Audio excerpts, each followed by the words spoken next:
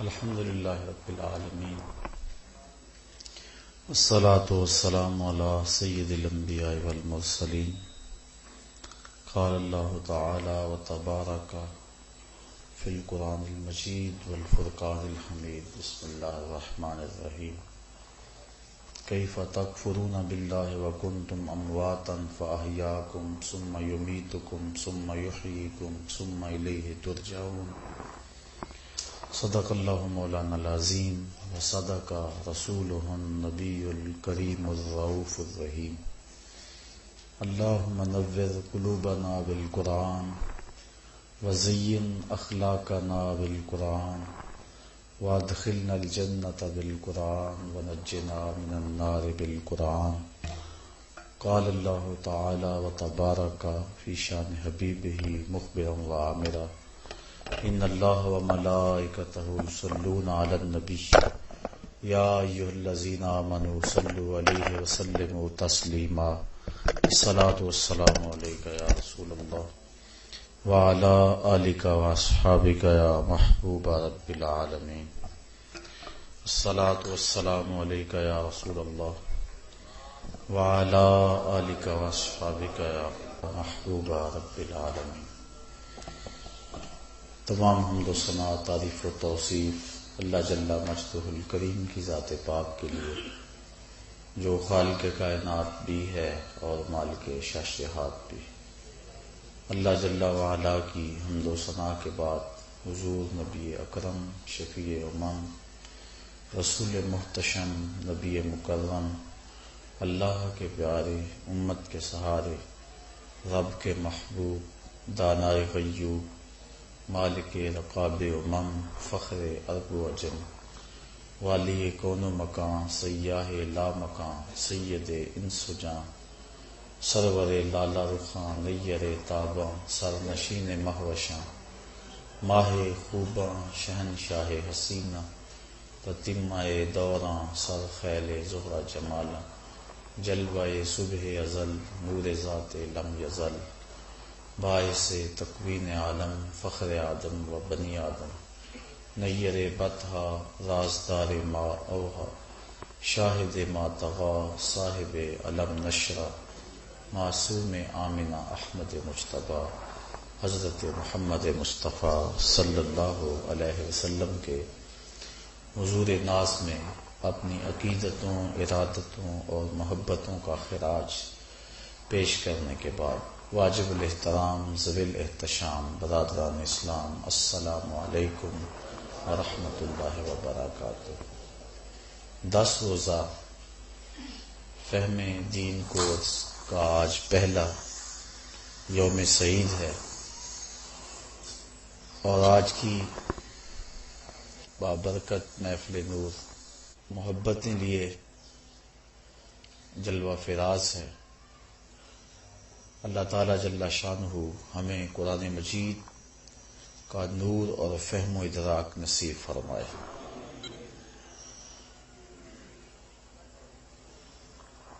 آج کی اس نشست میں وجود باری تعالیٰ کے اس بات پر کچھ باتیں آپ کے گوش گزار کرنا چاہوں گا جو ہمارے دین کی بنیاد اور اساس ہے۔ چونکہ ذات باری تعالیٰ پر جتنا تیقن پختہ سے پختہ تر ہوگا اس قدر ہی عمل کی طرف انسان کا رجحان پیدا ہوگا اور توحید کا فیضان اور نور تبھی انسان کو نصیب ہوگا۔ اللہ تعالیٰ کی ذات واجب الوجود ہے، میں اور آپ ممکن الوجود ہے۔ اللہ کا شریک ممتنع الوجود ہے، یعنی اللہ کا شریک ہونا یہ ممکن ہی نہیں۔ ہمارا ہونا نہ ہونا برابر ہے، ہم ہیں تو ٹھیک، نہ ہوتے پھر بھی کوئی فرق نہ پڑتا اس کائنات میں۔ لیکن اللہ تعالیٰ کا وجود واجب ہے، اس کا ہونا ضروری ہے۔ وجود سے مراد جسم نہ لیا جائے، وجود سے مراد اس کا پایا جانا، اس کا ہونا، اس کی موجودگی۔ تو یہ آج کا مضمون ہے اللہ تعالیٰ جل شانہ کی ذات پر ہمارا تیقن ہے، باوجود کہ وہ عقل و خیال، فہم و خرد کے دائروں سے برا ہے۔ اکبر الہ آبادی نے کہا تھا، تو دل میں تو آتا ہے سمجھ میں نہیں آتا، میں جان گیا بس تیری پہچان یہی ہے۔ ایک ایسی ہستی جس کا عقل بھی تعاقب نہیں کر سکتی، خرد کی حدود سے وہ ورا ہے، فہم و ادراک سے وہ بالا ہے، قوت سامعہ، قوت باصرہ، قوت ذائقہ، قوت شامہ، قوت لامسہ، ان سب کی حدود سے وہ ورا ہے۔ لیکن اس کے باوجود بھی اتنا یقین کہ بعض صوفیہ کہتے ہیں ہمیں اپنے ہونے کا وہ یقین نہیں ہے جو اس کے ہونے کا یقین ہے۔ تو اتنا یقین، اتنا پختہ اذعان کیسے پیدا ہوا؟ تو پہلی بات یہ ذہن نشین کریں کہ کسی چیز کے وجود کو تسلیم کرنے کے لیے صرف آنکھ سے دیکھنا ہی شرط نہیں ہے کہ کسی چیز کا وجود متحقق ہو کہ ہم اس کو آنکھ سے دیکھیں۔ بہت ساری چیزیں ایسی ہیں کہ آنکھ نہیں بھی دیکھتی، ان کے وجود کو ہم تسلیم کرتے ہیں۔ میں گفتگو کر رہا ہوں، اگر کوئی مجھے نہیں بھی دیکھ رہا تو اسے یہ احساس ہو رہا ہے کہ کوئی گفتگو کر رہا ہے، اور اگر وہ میری آواز سے، میرے لہجے سے شناسا ہے تو اسے یہ یقین ہے کہ کون گفتگو کر رہا ہے۔ تو لازمی نہیں ہے کہ کسی چیز کے وجود کو تسلیم کرنے کے لیے اس کا ادراک قوت باصرہ سے ہی ہو۔ مجھے اچھی طرح یاد ہے کہ میں ابھی علوم دینیہ سے فارغ ہوا تھا کہ ایک دہریے سے میری گفتگو ہوئی، اور وہ ایک بڑی پختہ سی بات اپنے حساب سے لے کر کے آیا، اور اس کا خیال تھا کہ میں نے اس کو نیچا دکھا دینا اس سے۔ وہ کہنے لگا کہ اللہ تعالیٰ کی ذات موجود ہے۔ میں نے پورے وثوق سے کہا کہ ہاں، اس کی ذات صرف موجود ہی نہیں بلکہ اس کی ہستی واجب الوجود ہے۔ تو وہ کہنے لگا میں آپ سے اس حوالے سے بات کرنے آیا ہوں، میں نے لمبی بات نہیں کرنی، 2 لفظی بات کرنی ہے۔ میں نے کہا کرو۔ کہنے لگا اگر اللہ موجود ہے تو مجھے دکھاؤ۔ میں نے اس کو کہا میاں، ہر شے جس کا وجود متحقق ہو لازمی نہیں ہے کہ اس کو دیکھا جا سکے۔ کچھ چیزوں کا تعلق سننے سے ہے، کچھ چیزوں کا تعلق چکھنے سے ہے، کچھ چیزوں کا تعلق سونگھنے سے ہے، کچھ چیزیں ان کا تعلق عقل سے ہے۔ 2 دونی 4 اس کا تعلق عقل سے ہے، اس کو دیکھا نہیں جا سکتا۔ یہ موتیا ہے، یہ نسرین ہے، یہ نسترن ہے، یہ چمبیلی ہے، اس کو آنکھ سے نہیں دیکھا جا سکتا۔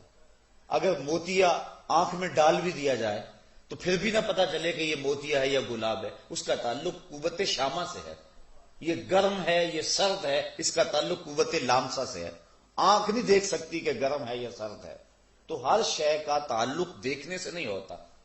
وہ کہنے لگا نہیں بھائی، سیدھی بات ہے کہ یہ بڑا شور ہے کہ اللہ کی ذات موجود ہے، میں آپ سے یہ مطالبہ کرتا ہوں اگر اس کی ذات ہے تو مجھے دکھاؤ، مجھے دکھا دو گے تو میں مان جاؤں گا۔ ظاہر ہے کہ میری اس تفصیل کے باوجود بھی اس کی بات سمجھ میں نہ آئی کہ ہر چیز کا تعلق دیکھنے سے نہیں ہوتا ہے۔ اب ظاہر ہے کہ جس طرح کا بندہ ہو بات بھی پھر اس طرح کی ہوتی ہے۔ تو میں نے بھی اپنے تیور کو بدلا۔ میں نے کہا میاں، میں تیرے سے کیا بات کروں، تیرے میں تو عقل ہی نہیں ہے، کوئی عاقل ہو، سمجھدار ہو تو میں اس سے بحث بھی کروں۔ وہ کہنے لگا میری اتنی تعلیم ہے اور فلاں فلاں دانشگاہ، اس سے میں علم حاصل کرتا رہا ہوں، اور آپ نے یہ سادہ سا جملہ کہہ دیا کہ آپ میں تو عقل ہی نہیں ہے۔ میں نے کہا میاں اگر عقل ہے تو دکھاؤ۔ وہ میرے منہ کی طرف دیکھنے لگا۔ میں نے کہا تم عقل دکھا دو، میں خدا دکھا دیتا ہوں۔ تو عقل آنکھ سے نہیں دیکھی جا سکتی۔ عقل کیسے دیکھیں گے؟ کسی شخص کی گفتگو سے پتا چلے گا یہ عاقل ہے، کسی شخص کی عادات سے پتا چلے گا یہ سمجھداری والے کام کر رہا ہے۔ تو آنکھ سے عقل نہیں دیکھی جا سکتی، بلکہ عاقل کی عادات سے، عاقل کی گفتگو سے، عاقل کی تحریر سے، اس کی نشست و برخاست کے انداز سے جانا جاتا ہے کہ یہ عاقل ہے۔ اللہ تعالیٰ کی ذات آنکھ سے دیکھی نہیں جا سکتی ہے، فہم و ادراک سے بھی مبالا ہے، لیکن کائنات کے اندر پھیلے ہوئے کتنے دلائل ہیں جو ہمیں اس بات کی دعوت دے رہے ہیں کہ اللہ کی ذات موجود ہے۔ عاقل تو اس بات کا انکار کر ہی نہیں سکتا۔ اللہ تعالیٰ نے قرآن مجید میں یہاں ارشاد فرمایا، جو آیت میں نے آپ کے سامنے پڑھی، کیف تکفرون باللہ، بھلا تم اللہ کے منکر کیسے ہو سکتے ہو، وکنتم امواتا، جبکہ تم خود مردہ تھے، فاحیاکم، اس نے تمہیں زندگی بخشی، ثم یمیتکم، پھر تمہیں موت دے گا، ثم یحییکم، پھر تمہیں زندگی دے گا، ثم الیہ ترجعون، اور پھر تم نے پلٹ کے اس کے حضور ہی جانا ہے۔ تو تم کیسے انکار کر سکتے ہو؟ تمہارا تو وجود ہی نہیں تھا، تمہارا تو تشخص ہی نہیں تھا، تمہاری تو ذات بھی نہیں تھی۔ هل اتی علی الانسان حین من الدہر لم یکن شیئا مذکورا، اس کا تو ذکر تک نہیں تھا انسان کا، پھر اس کو عدم سے وجود کس نے بخشا؟ اس کو رنگ اور روشنی کس نے دی؟ اس کو عقل و خرد کا چراغ کس نے عطا کیا؟ اس کو فہم و ادراک کا نور کس نے دیا؟ اس کو 2 آنکھیں، 2 کان اور ناک کس نے دی؟ اور اس کو بازوؤں میں طاقت کس نے ڈال دی؟ ذرا غور تو کرے، یہ تو تھا ہی نہیں، اس کو وجود کس نے بخشا؟ ایک گندے قطرے سے اس کو کیا خوبصورت شکل دے دی گئی۔ ذرا اپنے طرف غور کر لے، اپنی ذات کی طرف غور کر لے تو رب کا انکار نہیں کر سکتا۔ کیف تکفرون باللہ، تم اس کا انکار کیسے کر سکتے ہو؟ ذرا تم دیکھو کہ تم خود ہی نہیں تھے، پھر ذرا اپنے انفس کے اندر دیکھو کہ اس نے تمہیں کیا کچھ عطا فرمایا ہے، اور تمہارے اندر اس کے قدرت کے کیا کیا کرشمے ہیں۔ تمہیں باہر جانے کی ضرورت نہیں ہے، اپنے من میں ہی جھانک لو۔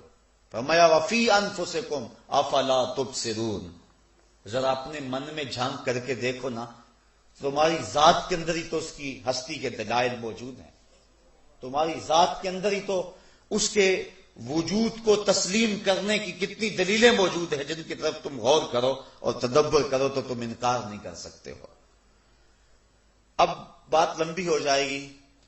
کسی بھی چیز کو ماننے کے لیے 2 طرح کے دلائل دیے جاتے ہیں۔ جو چیز آنکھوں کے سامنے ہو اس کو تو ماننے کے لیے کسی دلیل کی ضرورت نہیں ہے، لیکن جو چیز آنکھوں سے اوجھل ہو تو اس کو ماننے کے لیے 2 طرح کے دلائل دیے جاتے ہیں۔ ایک استدلال منطقی اور دوسرا قانون شہادت۔ استدلال عقل یا منطقی دلائل وہ کیا ہیں؟ وہ آفاق اور انفس کے اندر پھیلے ہوئے کتنے دلائل ہیں جو اللہ نے اپنی ذات پر حضرت انسان کو عطا کی اور کہا ذرا غور کر کہ میری ذات موجود ہے کہ نہیں ہے۔ کائنات کا ایک ایک گوشہ اس کی ذات کا پتہ بتاتا ہے، پتہ پتہ اس کی ذات کا پتہ دیتا ہے۔ اللہ تعالیٰ نے قرآن مجید میں کتنے مقامات پر اپنی ہستی کے دلائل دیے کہ ذرا غور کرو، اس کائنات کے اندر دیکھو اور تفکر اور تدبر کرو کہ یہ کائنات یوں ہی تو مارز وجود میں نہیں آ گئی، بلکہ اس کا کوئی صانع، اس کا کوئی بنانے والا موجود ہے۔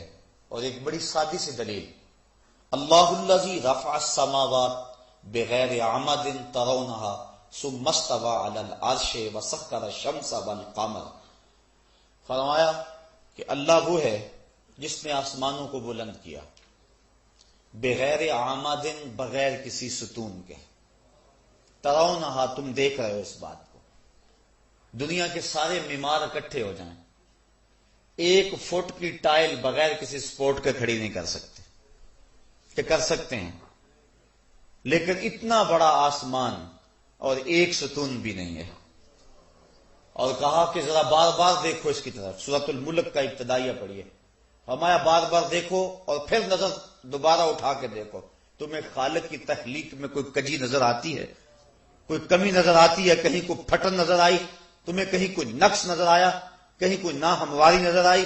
کہا نظر کو پھر دوبارہ اٹھاؤ اور پھر دیکھو کہ تمہارے رب نے یہ کیسی صورت تراشی ہے، اور اتنا بڑا آسمان بغیر ستونوں کے کھڑا ہے، یہ رب کی تخلیق کا شاہکار نہیں ہے تو اور کیا ہے؟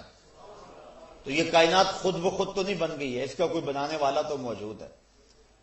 ہیچ چیزیں خود بخود چیزیں نشد، ہیچ آہن خود بخود تیغے نشد۔ ملا رومی علیہ رحمہ فرماتے ہیں کہ کوئی چیز خود بخود چیز نہیں بنتی، اور کوئی لوہا خود بخود تلوار نہیں بنتا۔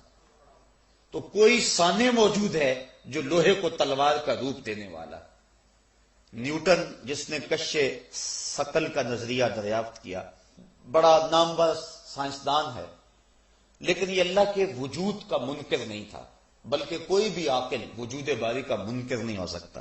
حکیم نیٹشے کے بارے میں اقبال نے کہا تھا، قلب مومن دماغش کافرست، اس کا دل مومن تھا لیکن اس کا دماغ کافر ہو گیا۔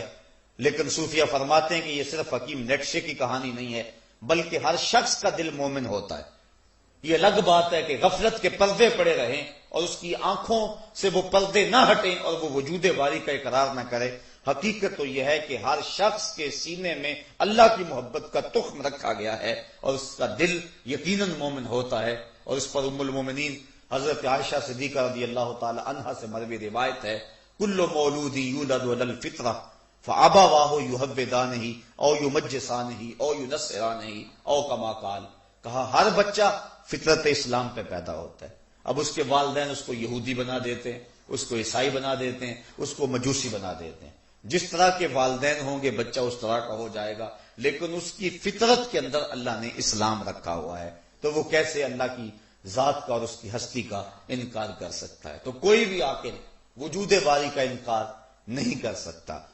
تو نیوٹن نے اجرام فلکیہ کا ایک ماڈل تیار کیا جس میں کواکب کی گردشیں سب کچھ بنایا اس نے، بلکہ سورج کے ساتھ اس نے ایک لیمپ بھی لگایا جس سے روشنی نکلتی تھی، اور وہ باقی جو مدار میں ستارے اور سیارے تھے ان پر عکس پڑتا تھا، جس سے وہ سب جب وہ اس کا ہینڈل گھماتا تو وہ سب میں روشنی آتی۔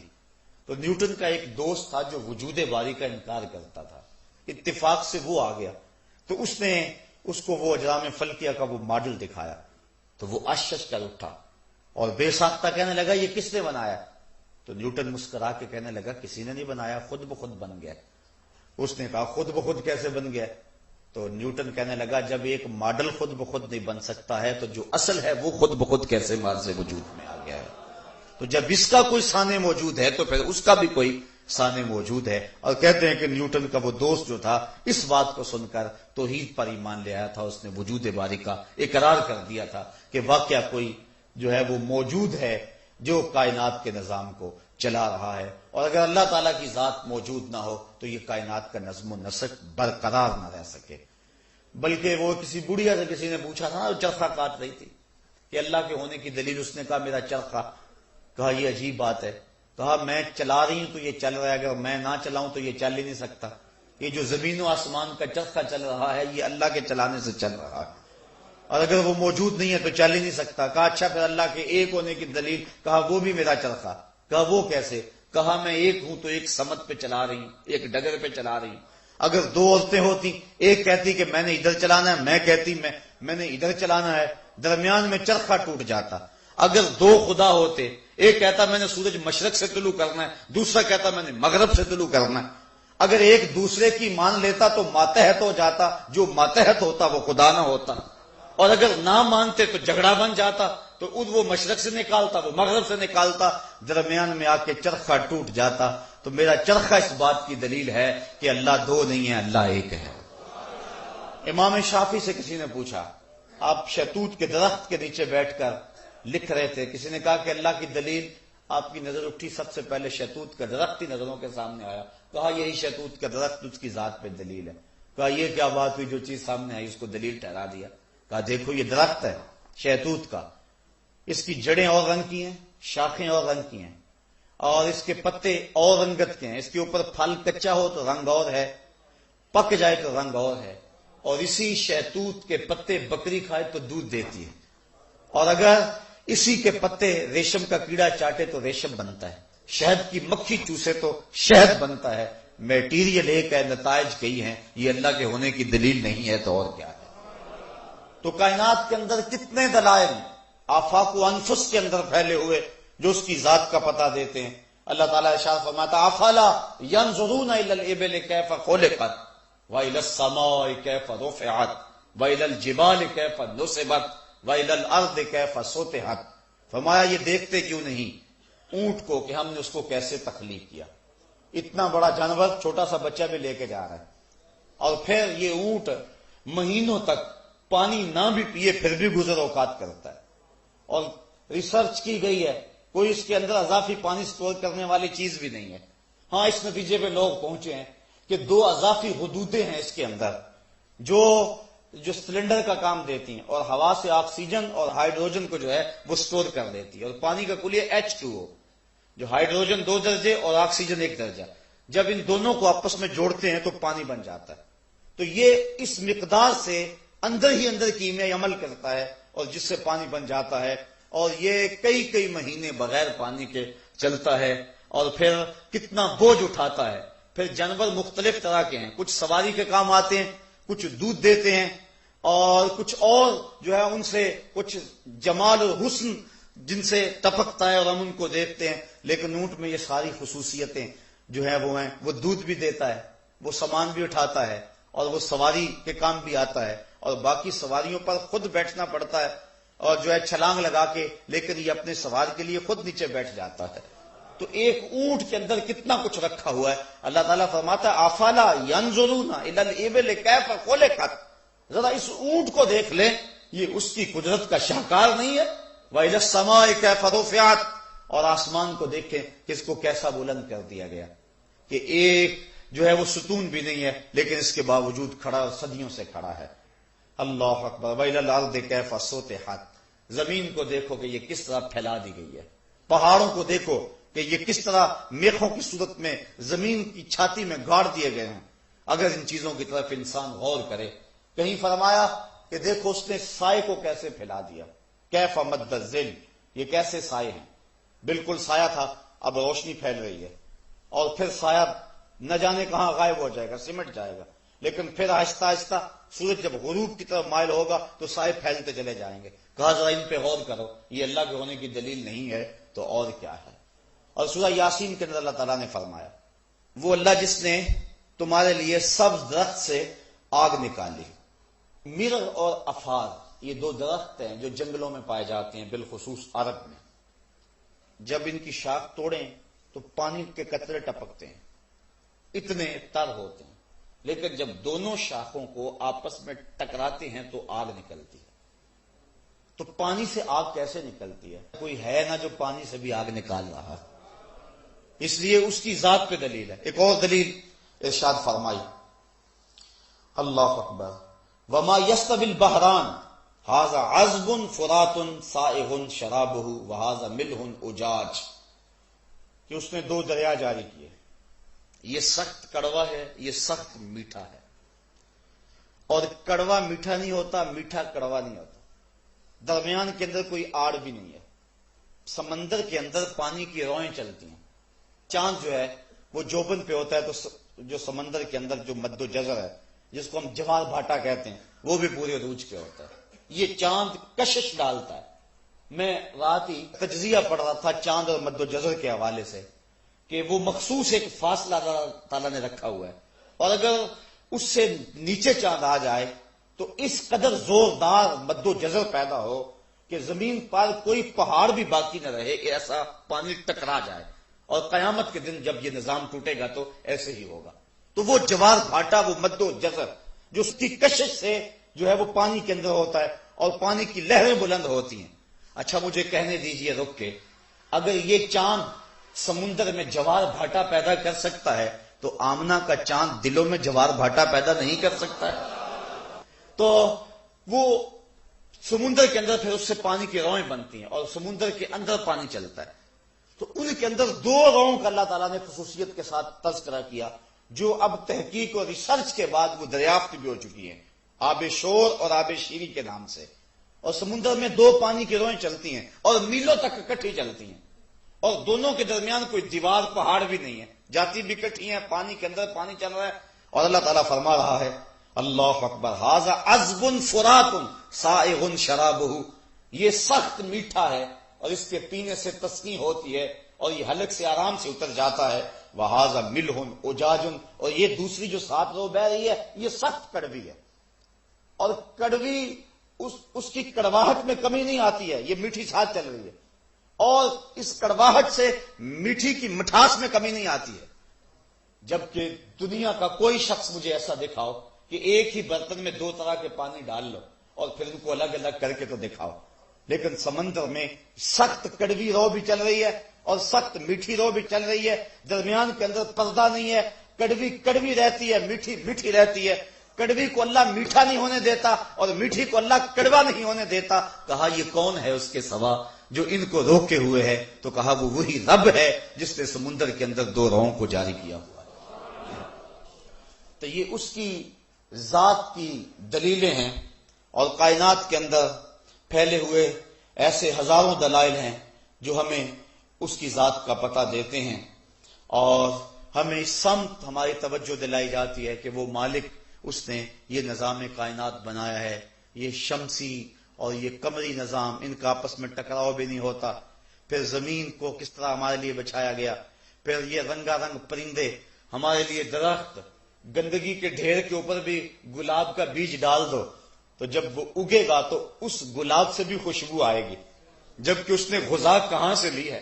اور پھر وہ ایک ہی طرح کی زمین سے، ایک ہی طرح سے پانی سے، سرابی سے پھل نکلتے ہیں، لیکن ان کی خاصیات الگ الگ ہوتی ہیں، بلکہ ایک ہی درخت کی خصوصیات الگ ہوتی ہیں۔ یہ جو ببول ہے جس کو ہم ککر کہتے ہیں، یہ طب کی دنیا کے اندر اس کا بڑا نام ہے۔ اس کی جڑوں کی تاثیر اور ہے، اس کی چھال کی تاثیر اور ہے، اور اس کے پتوں کی تاثیر اور ہے، اور اس کے اوپر پھلیاں لگتی ہیں ان کی تاثیر اور ہے، اور زرد رنگ کے پھول لگتے ہیں ان کی تاثیر اور ہے، اور وہ پھلیاں جو ہے وہ خشک کی جائیں سائے کے اندر تو ان کی تاثیر اور ہے، اور دھوپ میں خشک کر لی جائیں تو ان کی تاثیر اور ہے۔ چیز ایک ہے، مٹی ایک ہے، آب و ہوا ایک ہے، پرورش ایک آب و ہوا نے کی ہے، لیکن اللہ تعالیٰ نے ایک شے کے اندر اتنا کچھ رکھ دیا، یہ اللہ کے علاوہ اور کون کر سکتا ہے؟ تو یہ ہے اس کی ذات کے دلائل۔ عقلی طور پہ انسان اس بات پر قائل ہو جاتا ہے کہ کوئی ایسی ذات موجود ہے جس نے اس کائنات کے نظم و نسق کو چلایا ہوا ہے۔ لیکن دوسری بات، کسی کے وجود کو ماننے کے لیے صرف عقلی دلائل ہی کافی نہیں ہوتے۔ قانون شہادت یہ ایک اہم ذریعہ ہے کسی کے وجود کو تسلیم کرنے کا، اور میں ان جملوں پہ آپ سے توجہ چاہوں گا۔ اللہ کی ذات پر سینکڑوں نہیں لاکھوں کروڑوں عقلی دلائل موجود ہیں۔ آفاق و انفس کے اندر پھیلے ہوئے کتنے دلائل ہیں جو اس کی ذات کا پتہ دیتے ہیں۔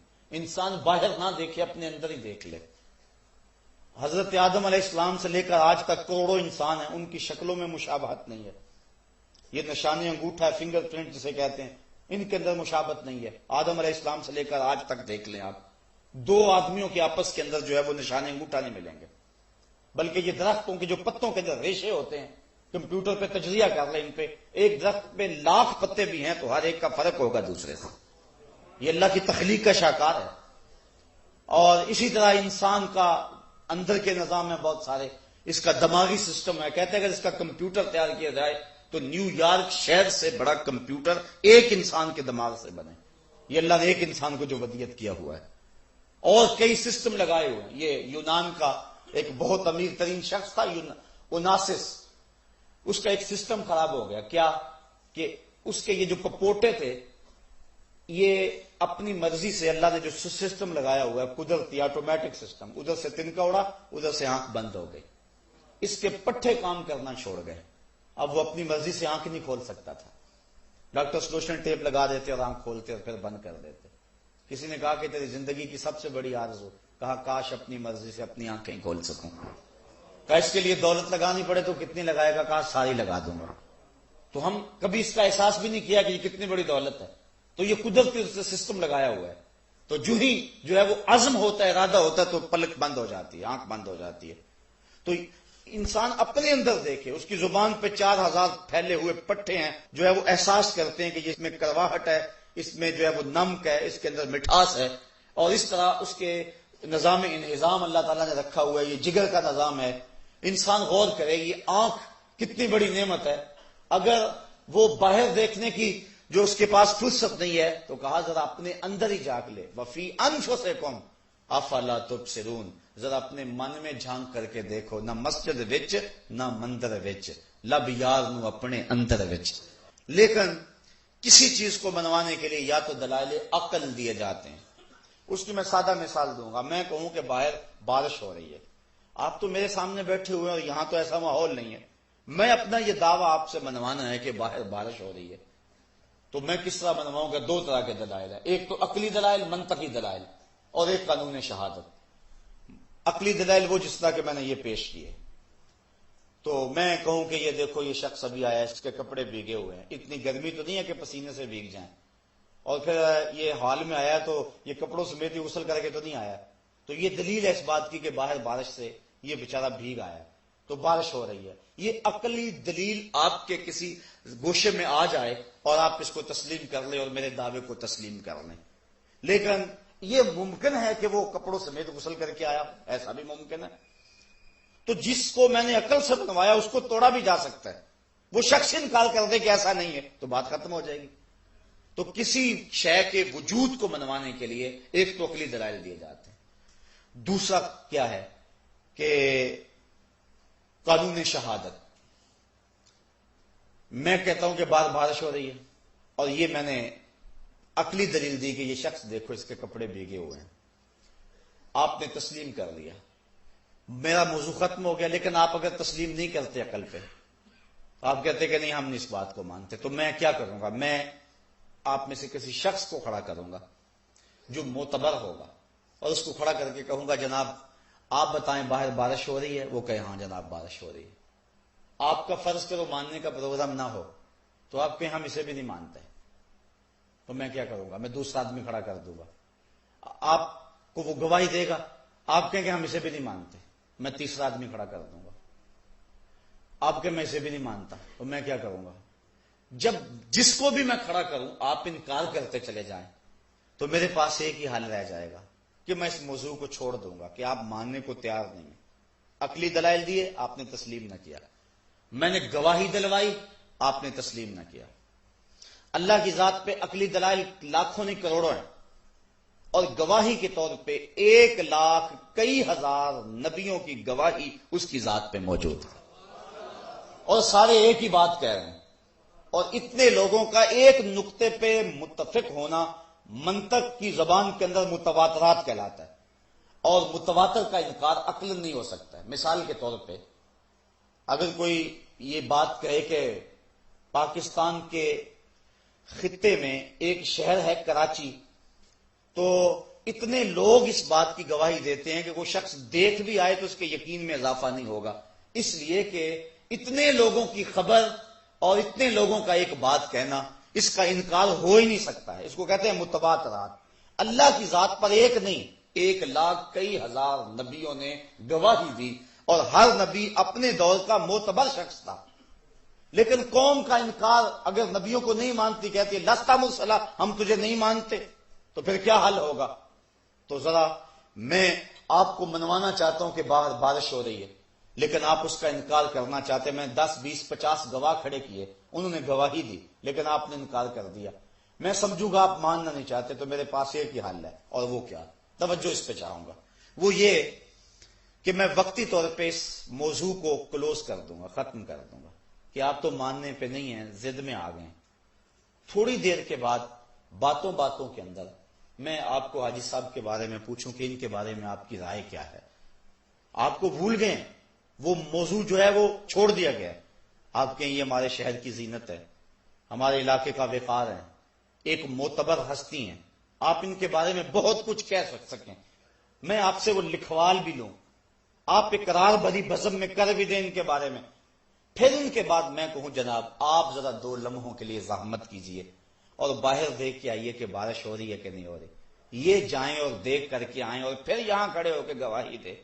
اب آپ انکار کرنا چاہیں بھی تو میں تو نہیں مکرنے دوں گا آپ کو، چونکہ میں نے ایسے شخص سے گواہی دلوائی ہے کہ جس کا اقرار میں نے آپ سے پہلے لے لیا ہے، میں نے جس کو بھی کھڑا کیا آپ نے انکار کر دیا، میں نے جس سے بھی گواہی دلوائی آپ نے کہا نہیں مانتے ہم، تو میں نے اس بات کو مختصر کیا، چھوڑا، اور میں نے پھر ان کے بارے میں پہلے پوچھ لیا، اور جب انہوں نے گواہی دی تو پھر آپ انکار کرنا چاہیں گے تو اصولاً انکار کر نہیں سکتے، انکار کریں گے تو آپ جھوٹے کہلائیں گے، میں سچا کہلاؤں گا۔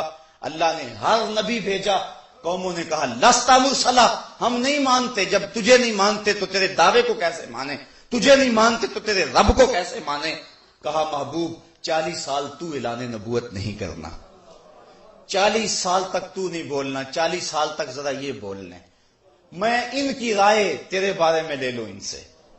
اب انہوں نے صادق بھی کہا اور امین بھی کہا کہ نہ کہا۔ لوگ کہتے ہیں 40 سال حضور کو پتہ ہی نہیں چلا کہ میں نبی ہوں یا نہیں۔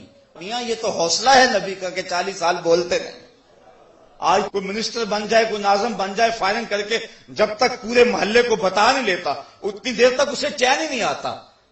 لیکن میں قربان نہ جاؤں محمد عربی پہ کہ سر پہ ختم نبوت کا تاج سجا ہوا ہے، 40 سال تک بولتے ہی نہیں، 40 سال تک نہیں بولے ہیں۔ جبکہ فرمایا کن تو نبی و آدم و بین روح والجسد، نبی تو میں اس وقت بھی تھا جب آدم علیہ السلام کا خمیر تیار ہو رہا تھا، لیکن 40 سال نہیں بولے ہیں۔ کیوں؟ اس لیے کہ اللہ کی ذات کو منوانا مقصود تھا۔ حضور بھی اگر ماں یا ہوش میں کہہ دیتے کہ ہاں میں اللہ کا نبی ہوں تو قوم کہتے لستا مسلم، تجھے بھی نہیں مانتے، بات ختم ہو جاتی۔ یہ تو نبوت کی آخری کڑی تھی، آخری گواہی تھی، اس کے بعد اس مقدمے کا فیصلہ ہونا تھا، اس کے بعد کوئی گنجائش باقی نہیں رہنی تھی۔ اس لیے کہا محبوب 40 سال تک تو نہیں بولنا، 40 سال تک ذرا یہ بول لیں، تجھے صادق بھی کہہ لیں، امین بھی کہہ لیں۔ اچھا محبوب اپنی امانتیں بھی تیرے گھر میں رکھ لیں۔ 40 سال تک انہوں نے امین بھی کہا، صادق بھی کہا، امانتیں بھی حضور کے گھر میں رکھی۔ کہا محبوب اب اٹھ تو میری گواہی دے۔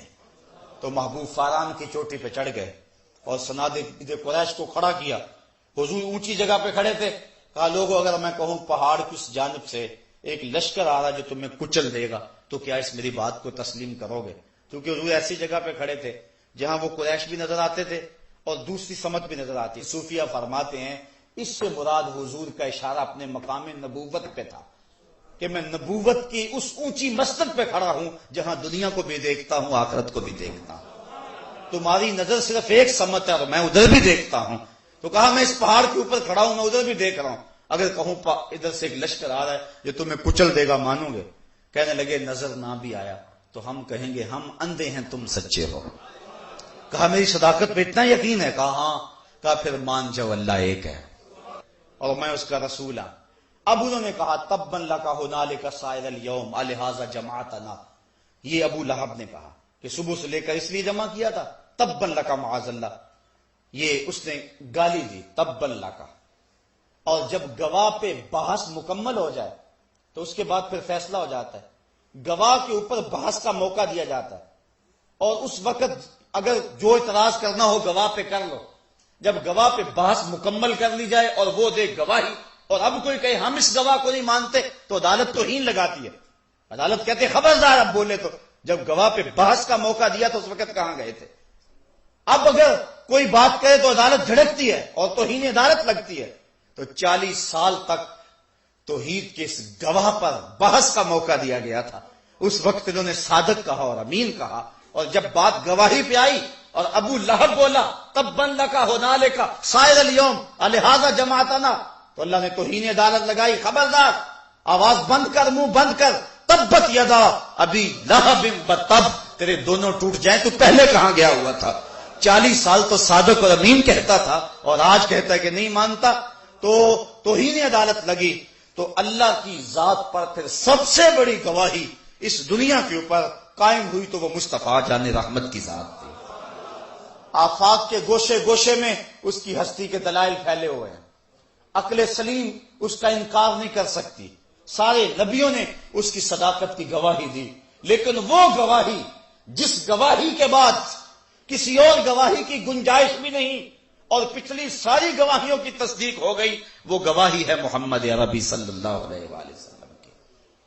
بلکہ باقی جتنی بھی گواہیاں تھیں نا اللہ کی ذات پہ، وہ تھی خاموش گواہیاں، صامت، اور حضور کی گواہی، حضور اللہ کی ذات پہ دلیل تھے، ناطق، بولنے والی دلیل۔ پتھر اللہ کی ذات پہ دلیل تھے نا، لیکن لوگوں نے پتھروں کو معبود بنا لیا، بول نہیں سکے۔ درخت اللہ کی ذات پہ دلیل تھے نا، درختوں کو لوگوں نے پوجنا شروع کر دیا، بول نہیں سکے، اور ہم تو اس کی گواہی دینے آئے، تم ہمیں پوج رہے ہو۔ چاند، سورج، ستارے، یہ اس کی ذات پہ دلیل تھے نا، لیکن لوگوں نے چاند کی پرستش کی، اجرام فلکیہ کی پرستش کی، سورج کی پرستش کی، لیکن انہوں نے نہیں کہا کہ ہم تو میاں اس کی گواہی دینے آئے ہیں اور تم جو ہے وہ ہمیں پوج رہے ہو۔ لیکن جب دلیل ناطق آ گئی تو جو گونگے تھے ان کے منہ میں بھی زبان آ گئی. درخت کو لوگ پوچھتے تھے، درخت نے کبھی نہیں کہا تھا کہ مجھے کیوں پوچھتے ہو. ادھر حضور کی انگلی اٹھی اور قدموں میں آ کے سلامی دے رہا ہے اور گواہی دے رہا ہے، رب کی بھی دے رہا ہے، اس کے رسول کی بھی دے رہا ہے. پتھر ہیں ابو جہل کی مٹھی میں، لیکن گواہی مصطفیٰ کی دے رہے ہیں. وہ لے آیا نا مٹھی میں ابو جہل، کہنے لگا آپ اگر اللہ کے سچے نبی ہیں تو بتائیں میری مٹھی میں کیا ہے. یہ تو ابو جہل بھی جانتا تھا کہ جو نبی ہوتا ہے وہ پوشیدہ چیزوں کو جانتا ہے، اس لیے اس نے کہا تھا بتائیں نا میری مٹھی میں کیا ہے. تو حضور نے مسکرا کے کہا میاں میں بتا دوں یا مٹھی میں جو ہے وہی بتا دے. اچھا مجھے یہ بتاؤ، حضور کے لیے تو وہ پتھر پوشیدہ تھے اور حضور کے لیے تو پتھر غیب تھے، لیکن ان پتھروں کے لیے حضور غیب نہیں تھے. جو رکاوٹ حضور کے راستے میں ان پتھروں پر تھی تو ان پتھروں کے راستے میں تو وہی ہاتھ کی رکاوٹ تھی، لیکن نبی کی توجہ ہوئی تو پتھروں کے اندر بھی غیب آ گیا. نبی تو پھر نبی رہا ہے. تو ان پتھروں نے پھر بول کر حضور کی گواہی دی کہ نہ دی.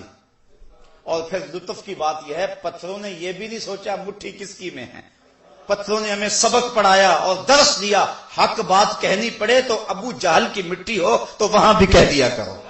حق بات کہنے سے جھجکا نہ کرو، جس کی مٹھی بھی ہو وہاں حق کہہ دیا کرو. اب پتھروں نے گواہی دی. یہ اجرام فلکیہ، چاند سورج ستارے، یہ اللہ کی ذات پہ گواہی بن کے آئے تھے. لوگوں نے ان کی پوجا شروع کر دی.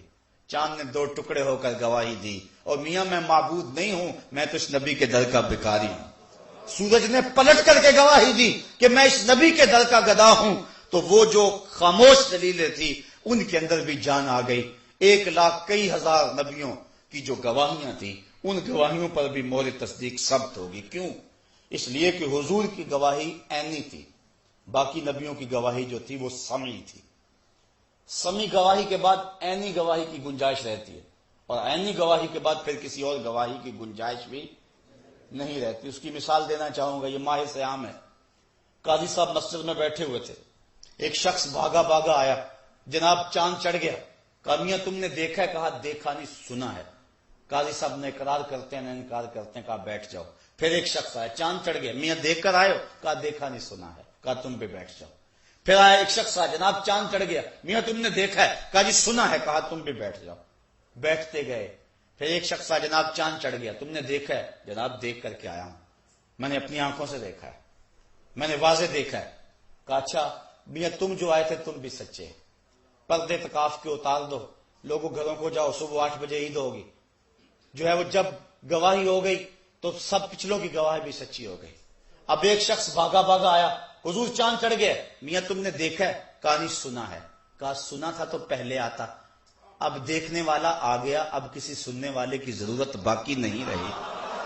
جب مصطفیٰ جان رحمت آگے، ختم نبوت کی مہر لگ گئی. اب کوئی قادیان سے اٹھ کر کے کہے کہ میں نے بھی سنا ہے. کہا میاں اگر سنا تھا تو پہلے آتا.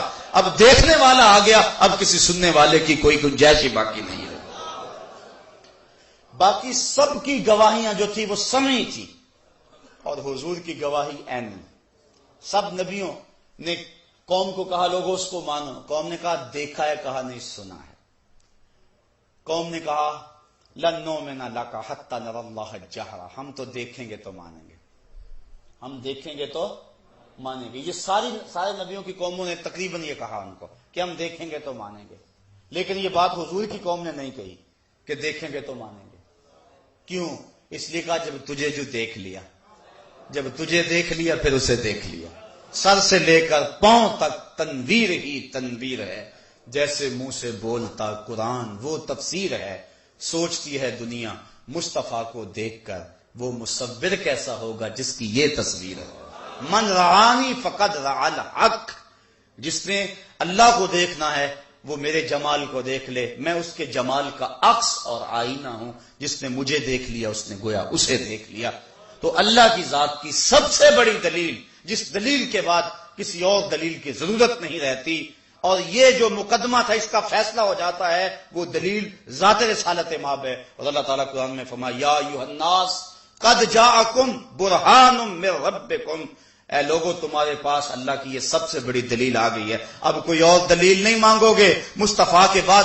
اب اس کی الوہیت کے اور اس کے وجود کے اس بات پر کسی اور دلیل کی تمہیں ضرورت نہیں. جب محمد عربی آگے ہیں تو اس مقدمے کا فیصلہ ہو چکا ہے. اور یہ بات ذہن میں رکھیں کہ ہم خدا تک پہنچے تو اسی بڑی دلیل کے ذریعے. عقلی دلائل بھی اپنی جگہ پہ ٹھیک ہیں، لیکن عقل کے بل بوتے پہ اس کی چوکھٹ تک کوئی نہیں پہنچ سکتا. عقل کے بل بوتے پر ایک اذعان تو ملے گا، ایک یقین تو ملے گا، لیکن اس کے در تک رسائی نہیں ہوگی. اور وہ رسائی کہاں سے ملے گی؟ وہ مصطفیٰ کی چوکھٹ سے نصیب ہوگی. بخدا خدا کا یہی ہے در، نہیں اور کوئی مفر مکر. جو وہاں ہو یہی آ کے ہو، جو یہاں نہیں وہ وہاں نہیں. وہی لا مکان کے مکی ہوئے، سر عرش تخت نشی ہوئے. یہ نبی ہیں جس کے ہیں وہ مکان، وہ خدا ہے جس کا مکان نہیں. ایک بات اپنے سارے عنوان کا خلاصہ سمجھ لے اس کو، اس کے علاوہ کوئی اور ذریعہ ہی نہیں ہے، اس کے علاوہ کوئی اور حل ہی نہیں ہے. یہی ایک ذریعہ ہے جس کے ذریعے ہم خدا تک پہنچتے ہیں. اور اس کی معید ایک روایت جس کو امام حیثمی نے مجمع الزوائد میں لکھا. حضور نے ایک شخص سے گھوڑا خریدا اور آقا کریم علیہ السلام قیمت لینے گئے تو وہ آتے آتے مکر گیا. حضور نے کہا میں نے خریدا ہے، وہ کہ میں نے بیچا ہی نہیں ہے. لوگوں کا ہجوم بن گیا. اب اس نے سوچا کہ اگر فیصلہ لوگوں پہ پڑا تو صادق بھی یہ ہے، امین بھی یہ ہے، کام تو بڑا خراب ہو جائے گا. اس نے کہا اچھا جی آپ ہی بتائیں، جب دو آدمیوں کے مابین جھگڑا ہو جائے تو آپ کی شریعت میں تسویہ کی صورت کیا ہوتی ہے؟ تو حضور فرمایا کہ میری شریعت تو یہ کہتی ہے جو شخص دعویٰ کرتا ہے وہ دلیل ہے، والیمین علی من انکر، جو انکار کرتا ہے وہ قسم دے دے. اس نے کہا پھر فیصلہ طے ہو گیا، اگر آپ نے مجھ سے گھوڑا خریدا ہے تو آپ دلیل لائیں، گواہ لائیں، اور اگر آپ کے پاس گواہ نہیں ہے تو مجھ سے قسم لے لیں. مکر تو وہ پہلے گیا تھا، قسم لینا بھی اس کے لیے مشکل نہیں تھا. تو حضرت خزیمہ بن ثابت انصاری جو اس مجمع میں موجود تھے اور یہ منظر دیکھ رہے تھے، آگے بڑھ کے کہا میں گواہی دیتا ہوں، اللہ کے رسول نے تجھ سے گھوڑا خریدا ہے، جتنے میں کہہ رہے ہیں اتنے میں سودا ہوا ہے. اب اس نے مفت دیا ہوا ہوتا تو پھر تو شاید وہ کوئی اس پہ بات کرتا. اس نے پہلے ہی مرضی کا ریٹ لیا ہوا ہے. اس نے کہا چلو راہ فرار ملی. کہا ٹھیک ہے جی مجھے گواہی درکار تھی، مجھے مل گئی. حضور نے گھوڑا تھاما، کا شانہ نبوت کی طرف چلے. لوگ ہٹنے لگے، مجمع چھٹنے لگا. حضور نے حضرت خزیمہ کو اشارہ کیا، قریب بلایا. کہا خزیمہ تو نے گواہی دے دی، بات بھی سچی، گھوڑا بھی مل گیا، لیکن تو موقع پہ موجود ہی نہیں تھا، تو نے کیسے گواہی دے دی؟ اب سنی حضرت خزیمہ کا جواب. میرا خیال آپ کے سینے میں ٹھنڈ پڑ جائے گا وہ جواب سن کر. حضور نے کہا تو نے گواہی کیسے دے دی؟ تو موقع پہ موجود ہی نہیں تھا. تو حضرت خزیمہ نے عرض کی حضور ہم نے خدا کو دیکھا تھا، آپ نے کہا تو گواہی دے دی. جب ہم آپ کے کہنے پہ خدا کو مان لیا تو گھوڑا کیا ہوتا ہے؟ تو حضور نے حضرت خزیمہ کا ہاتھ پکڑ کے فضا میں بلند کر دیا. کہا لوگو کسی عدالت کچہری میں گواہ کی ضرورت ہو، میری شریعت 2 گواہ مانگتی ہے. قرآن نے 2 گواہوں کا کہا ہے، لیکن جہاں میرا خزیمہ ہوگا ایک کی گواہی 2 کے قائم مقام ہے. فیض پہنچا ہے رضا احمد پاک کا، ورنہ ہم کیا جانتے خدا کون ہے. کیسے رسائی ملتی؟ اقبال کہتا ہے خو کرے پیک کرے محسوس تھی انسان کی نظر، بن دیکھے پھر خدا کو کوئی مانتا کیوں کر. انسان کی نظر تو دیکھنے کی عادی تھی. میں نے بات جہاں سے شروع کی بات وہیں آ گئی. اس نے کہا دکھاؤ تو مانوں گا.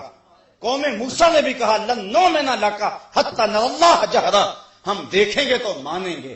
لیکن اس کے جلووں کی تاب کون لا سکے؟ کون ہے اس کے جمال جہاں آرا کو دیکھ سکے؟ ایک تجلی صفاتی کا پرتو طور پہ پڑا تھا تو طور برقرار نہ رہ سکا.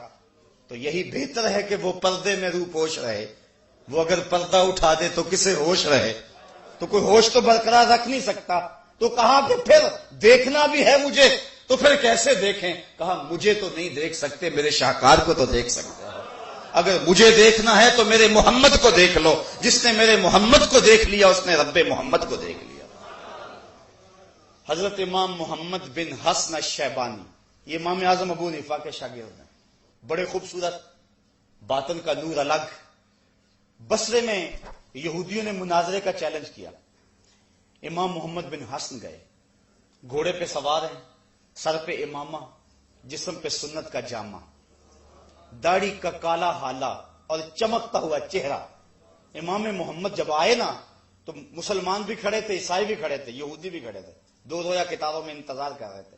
لیکن جو ہی ان کا گھوڑا آیا، وہ جو مناظرہ کرنے آیا تھا اس کے لبوں پہ کلمہ جاری ہو گیا. اے لقائے تو جواب ہر سوال، حل شود ہر مشکلت بے کیلو کال، تیری ملاقات ہی سارے سوالوں کا جواب ہے۔ اور اقبال کہتا ہے یک نظر کر دی وہ آداب فنا آموختی و خنک روزے کہ خاشا کے مرا و سوختی، نظر کی جولانیاں نہ پوچھو، نظر حقیقت میں وہ نظر ہے، اٹھے تو بجلی پناہ مانگے، گرے تو خانہ خراب کر دے۔ تو امام محمد کے چمکتے ہوئے چہرے کو جب اس مناظر نے دیکھا تو لبوں پہ کلمہ جاری ہو گیا۔ مسلمانوں نے کہا تو مناظرہ کرنے آیا تھا اور تو ویسے مان گیا، عیسائیوں نے بھی کہا، اس کے ہم مذہبوں نے بھی کہا، تو اس نے جو جواب دیا بڑا خوبصورت تھا، اس سے بھی آپ کے سینے میں ٹھنڈ پڑے گی۔ اللہ اکبر۔ تو اس نے کہا جو اب اسلام لا کے اسلام کے دامن میں آ چکا ہے، کہنے لگا جب میں نے امام محمد کے چمکتے ہوئے چہرے کو دیکھا اور اس کے چہرے پہ سراجم منیرہ کی شعاؤں کے عکس کو دیکھا تو میرے دل نے جانا جب مسلمانوں کا چھوٹا محمد اتنی شان والا ہے تو بڑا محمد کیسا ہو۔ یہ شان ہے خدمت گاروں کی۔ یا رسول اللہ، یہ شان ہے خدمت گاروں کی، سرکار کا عالم کیا ہوگا۔ جنہوں نے امام محمد کو دیکھا وہ میرے آقا محمد تک پہنچے، اور جنہوں نے مصطفیٰ جان رحمت کو دیکھا وہ خدا تک پہنچے۔